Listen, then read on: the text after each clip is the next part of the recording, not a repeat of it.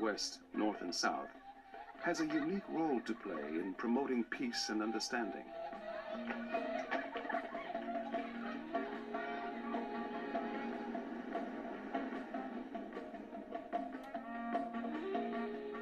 Turkey embraces both Asia and Europe.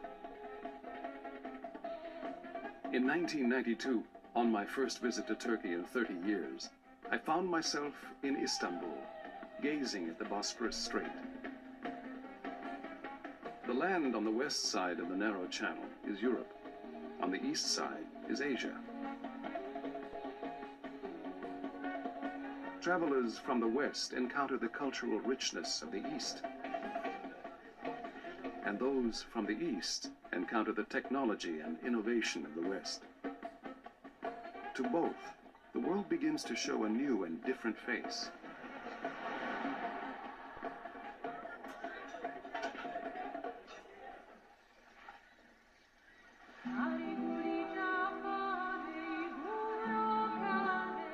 Turkey is the land of the poet Homer's birth. It was crossed by the conquering Alexander the Great.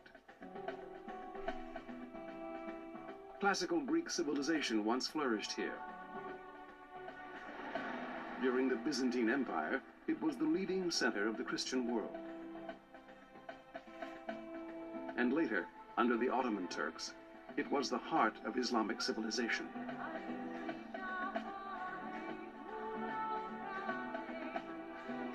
Mirroring its kaleidoscopic history, Turkey today is a place of immense human diversity. In towns and cities, you can see people with Arab and Mongolian features. People with faces reminiscent of Greek statues, Russian faces, East European faces. It's as if the land of Turkey is trying to encompass and unite all humanity. Calling out, "West, you may be East in my embrace. East, you may be West in my home."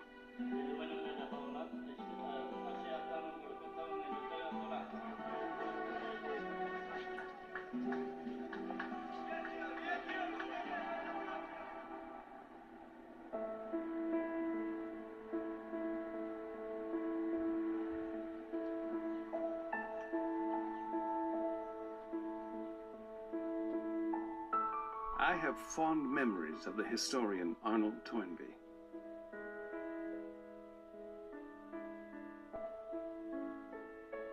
Over the course of 2 years, Dr. Toynbee and I engaged in an exchange of views that lasted a total of 10 days.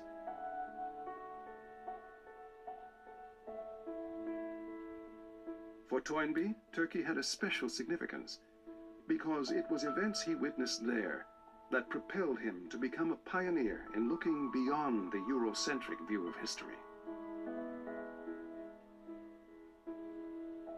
During our conversations in his London apartment, he told me that he once lost his job at London University because he had angered people prejudiced against Turks with his straightforward reporting of events in Turkey.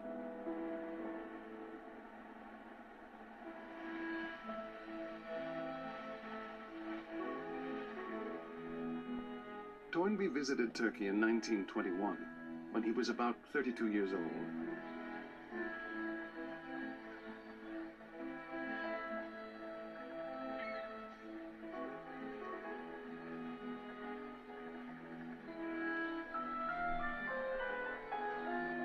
He had gone to observe the Greco-Turkish War that had been raging for 2 years.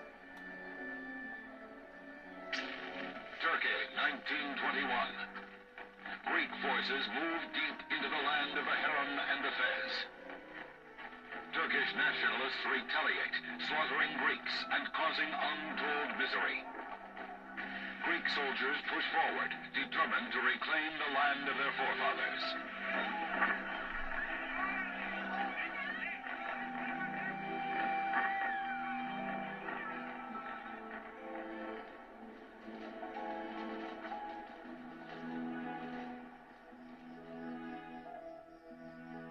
Toynbee first observed conditions from the Greek side, then from the Turkish.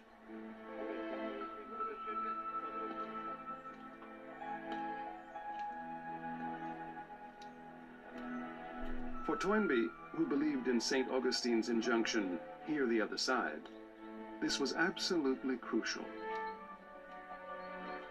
And he placed particular importance on listening to the side that was the more in danger of not being given a fair hearing.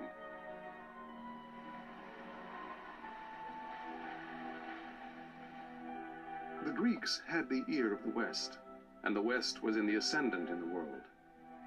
I was familiar with the Greeks' case. I felt it could take care of itself.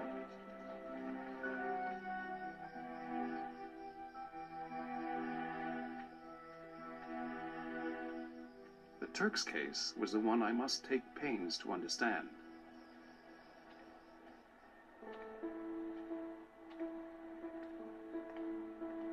Toynbee traveled to a town where Turkish civilians had been massacred.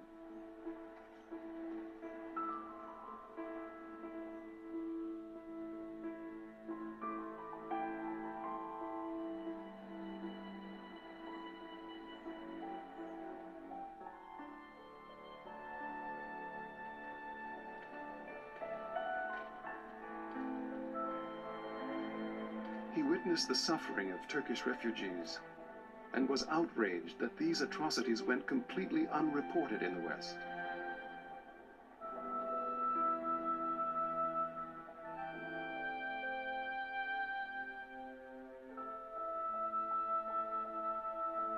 Writing down the facts exactly as he'd seen them, he wired his reports to the Manchester Guardian, a leading British newspaper. The editor of the paper courageously published the full contents of Toynbee's reports.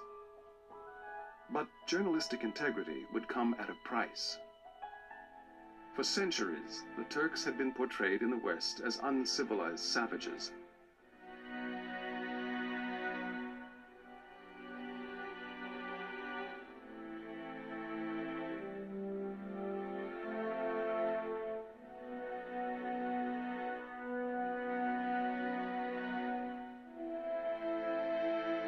Making matters worse, the horrors of the 1915 Armenian massacre carried out by the Ottoman Turks were still fresh in people's minds.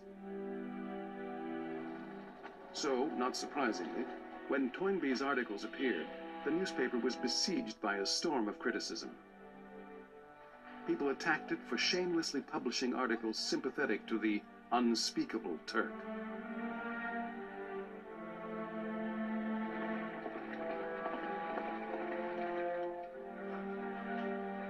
But the paper's courageous stance of refusing to bend to what Toynbee saw as prejudice against Muslims shines to this day.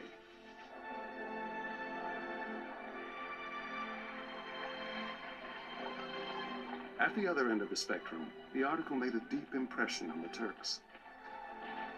They were astonished that a young Englishman had visited a Turkish refugee camp, that he'd impartially recorded what he saw, and that a British newspaper had actually published it. It was the first time their side of the story had been conveyed to the world. Years later, Toynbee described how Turkish people had gathered around the newspaper, their faces flushed with excitement as they read his article. Relying only on information from the West, viewing things always from the Western perspective, does not provide a true picture of the world. There is an African view of the world, a world seen from the Middle East, from Latin America, through the eyes of various ethnic minorities. There's more to international society than just the West.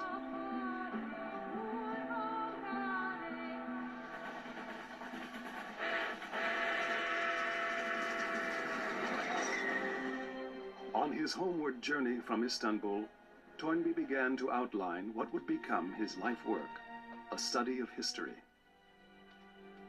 From these early thoughts, he later developed the groundbreaking historical perspective that was his great gift to humanity.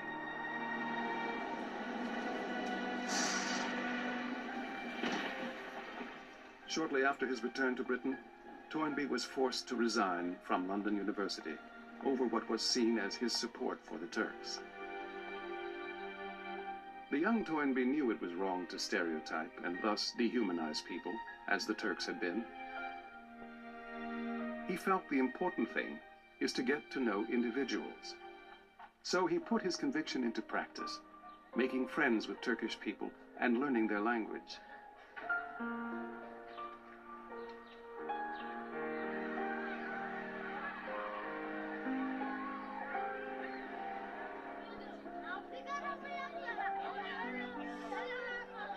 Toynbee wrote, "When one becomes personally acquainted with a fellow human being, of whatever religion, nationality, or race, one cannot fail to recognize that he is human, like oneself." Has the danger of stereotyping people lessened since the days of Dr. Toynbee's youth? I don't believe so. That gentleman with the beard, he's the one I'm looking for. I want to rewind and I want you to bring him back. Yeah, that's him. All right, now rewind, reset that shot, and we'll do a freeze frame right at the end. Stand by. In fact, what might be called the tyranny of images, the propagation of stereotypes and ready-made images, may have even increased. 1 billion Muslims worldwide. How many are potential terrorists? Tonight, a special report, the face of Islam. Much of the information that floods our world has been selected and tailored to fit preconceived notions and stereotypes.